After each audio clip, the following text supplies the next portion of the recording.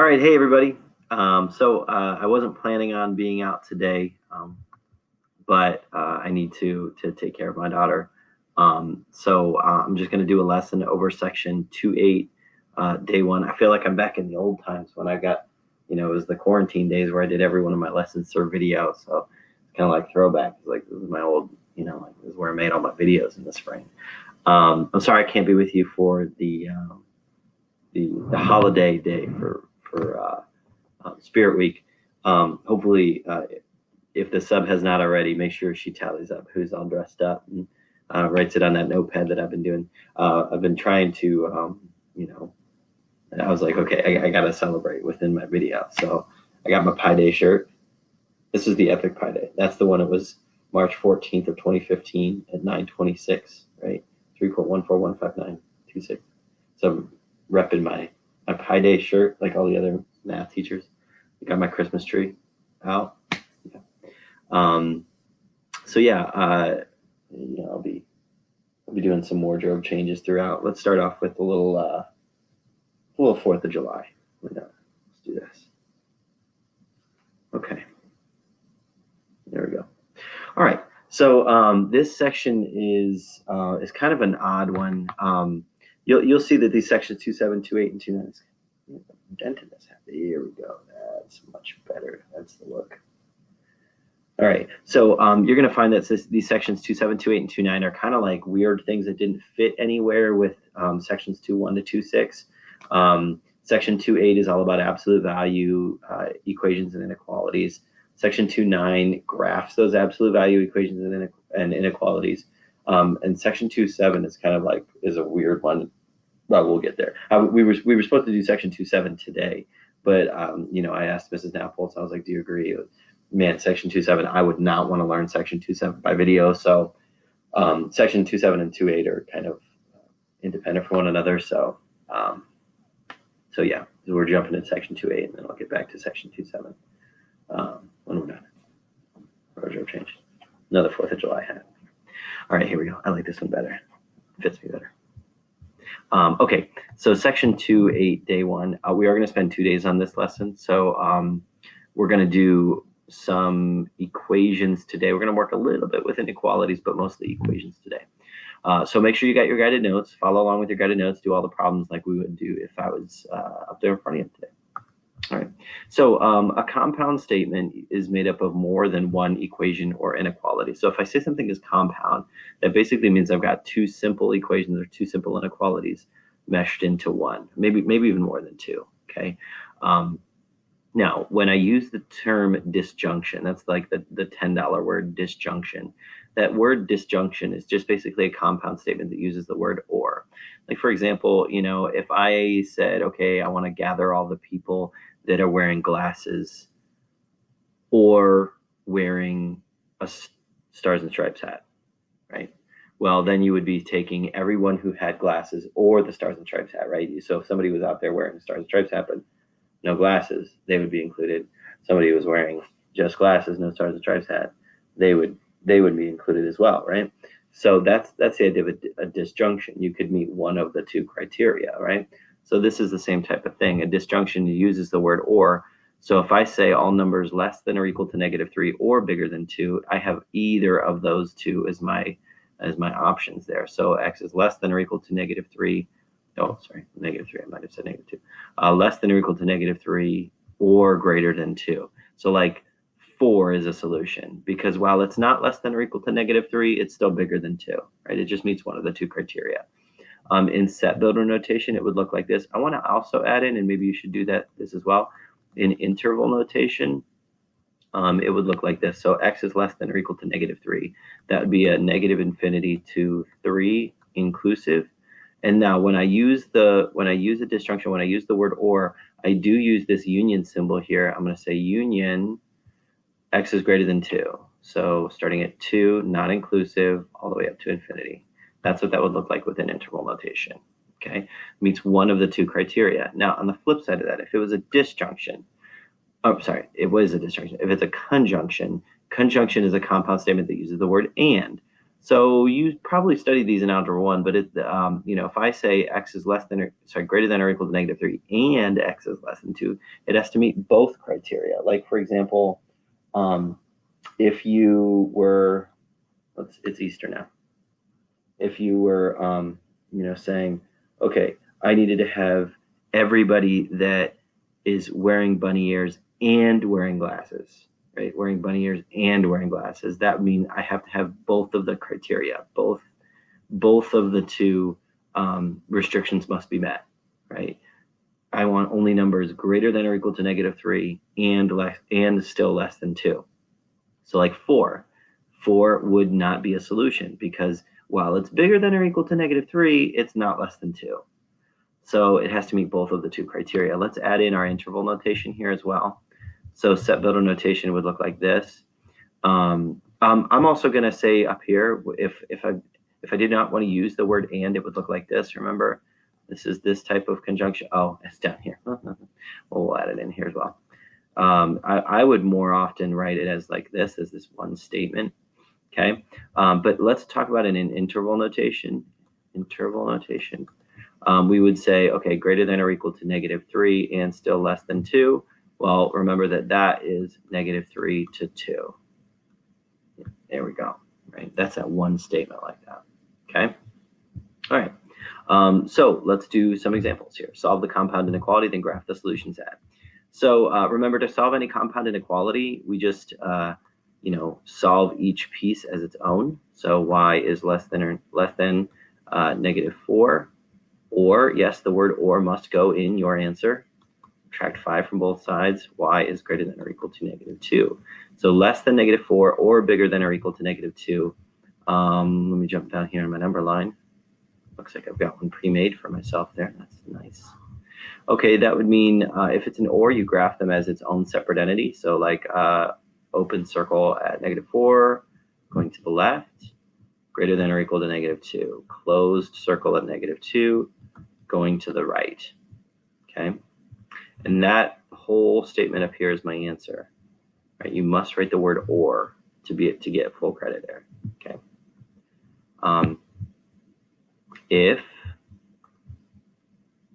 If you've got the word and, you're going to want to combine that into one inequality. Now you've got to solve them both. So x is greater than or equal to -3 and divide by -1. -1, don't forget, flip the symbol. X now is not greater than but less than 4. So we have x is greater than or equal to -3. Let's write that backwards. Greater than or equal to -3 and still less than 4. Bigger number on the right, smaller number on the left. That's the answer that I want, okay? So how does that look like graphically? Well, closed dot at -3, open dot at 4. Open circle there, connecting in between. So what I'm saying there with that graph is that all numbers underneath that line are solution. 0 is a solution, 1 is a solution, 2 is a solution. -5, no longer a solution. Okay. Do more wardrobe change. Merry Christmas, everybody.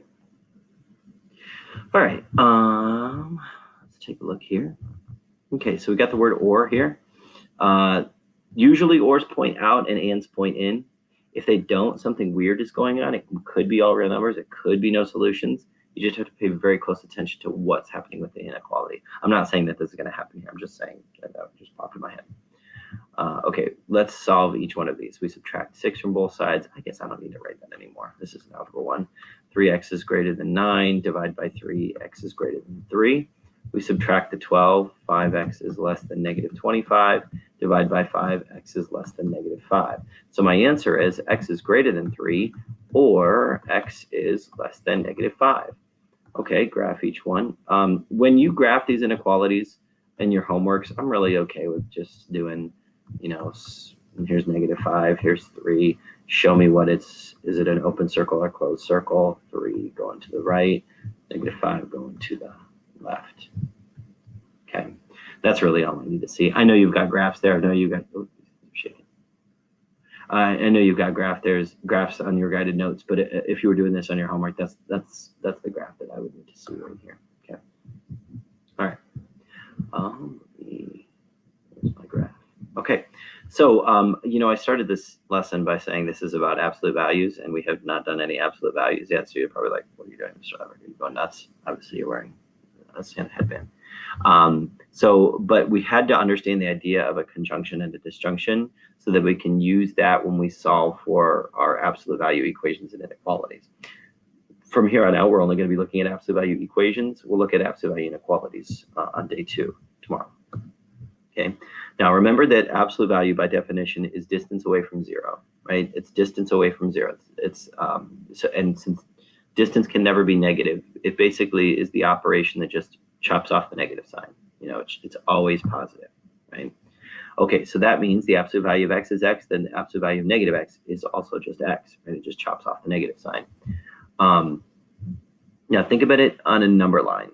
If I said the solutions of this, the absolute value of x is equal to 3. Well, I really have 2 different solutions, right? I could either have positive 3 or I could have negative 3. Notice how I say that? I could have positive 3 or I could have negative 3. This is actually a disjunction, right? Because I have 2 different possible solutions. And I can use the word or to combine them. I can't use the word and. No number could be negative 3 and positive 3 at the same time. That doesn't make sense. So it can't be a conjunction. It's got to be a disjunction. I've got to use the word or. Okay, so what does that imply about my solutions here? Well, you may be thinking, okay, it's got to be either the same number, both positive or negative, right? I feel like I need to switch. Oh, I'll just do this. Valentine's Day now. I'll keep up the Santa hat. Sometimes I keep up my Christmas lights way too long. It's like Valentine's Day and the Christmas lights are still up. Okay, let's see, the tree's still up. Okay, so if I've got like x plus 9 is equal to 13, I try to say, okay, well, this x plus 9, this inside this absolute value, like if I were to hide this, what numbers could go in here? A positive 13 could go in here, but couldn't a negative 13 go in there as well? Because the negative sign would get chopped off. So therefore, I know whatever's underneath that white box has to be either equal to positive 13 or negative 13. Notice how I say that again, or positive or negative 13. So x plus 9, that doesn't mean my solutions are 13 or negative 13. I said x plus 9, what was that? X plus 9 has to equal 13, or x plus 9 has to equal negative 13. It's that disjunction, right? We subtract 9 here, we get x is equal to 4. We subtract 9 here, we get x is equal to negative 22. Those are my 2 solutions, right? Always consider both positive and negative solution.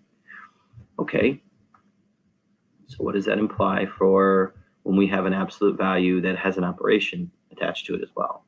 So we got the absolute value of x over 5 minus 6. Well, to solve these ones, you have to isolate the absolute value first. I have to add 6 over to the other side. So I get, I don't know why I'm writing that. The absolute value of x over 5 is equal to positive 4. And now at this point, that's when we create our 2 solutions, okay? So we have the absolute value of x minus, I can take away the absolute value now. X over 5 is equal to 4, or x over 5 is equal to negative 4. Now, coincidentally enough, I guess not so coincidentally, it's just the solution. I do get the same number, positive and negative. Okay, that does not always happen. You could say x is equal to plus or minus 20. That's a special notation reserved for when you have both the positive and the negative version of that number as a solution. But you could write it like that if you wanted to. Anything else? Oh, there we go. Still Christmas. There we go. Ooh, geez. I think these are for my 4-year-old. These are kind of tight. All right, I'm keeping them. I like the hard glass. All right. Okay. Let's take a look here. A couple more. Okay, so if I add 8, again, isolate the absolute value before we start writing our 2 equations. So we get the absolute value of 6x is equal to 30. And then we can take our 2 solutions there. 6x is equal to positive 30, or 6x is equal to negative 30. Divide by 6 here, x is equal to 5. Divide by 6 here, x is equal to negative 5. So we can say that x is equal to, we could write it like this, x is equal to 5 or negative 5, or x is equal to plus or minus 5. Ooh, sorry. Put the box through my... Can I fix this? No. Oh, look at that smartboard magic right there. All right, one more. Here we go. All right, so I've got to solve this. I've got to isolate the absolute value, right? And that's the hard part about this problem. So that means I have to, I'll be subtracting 4 to both sides. So 2 absolute value of x minus 3 is equal to 6. And then I divide by 2 to both sides. Note that I can't distribute in. I can't do that. That doesn't work the same way. So I have the absolute value of x minus 3 is equal to 3. Okay. So now I can create my two solutions. X minus 3 is equal to positive 3, or, again, disjunction, or x minus 3 is equal to negative 3. So we add the 3 over, we get x is equal to 6. We add the 3 over, we get x is equal to 0. Those are our, oops, I should have boxed the word or too. There we go. Those are our two solutions there. Don't believe me? Plug it back in. If I plugged in 0 here, it would be 0 minus 3 or negative 3. Turns positive 3 when I evaluate the absolute value. 2 times positive 3 is 6, plus 4 is 10. Okay, plug in 6. 6 minus 3 is positive 3, stays 3. Times 2 is 6, plus 4 is 10. Okay, all right, so I hope we're all having a good day. Hope we're having a good Wednesday. I'll be back tomorrow, don't worry. Okay. But yeah, happy holiday day, everybody. See ya.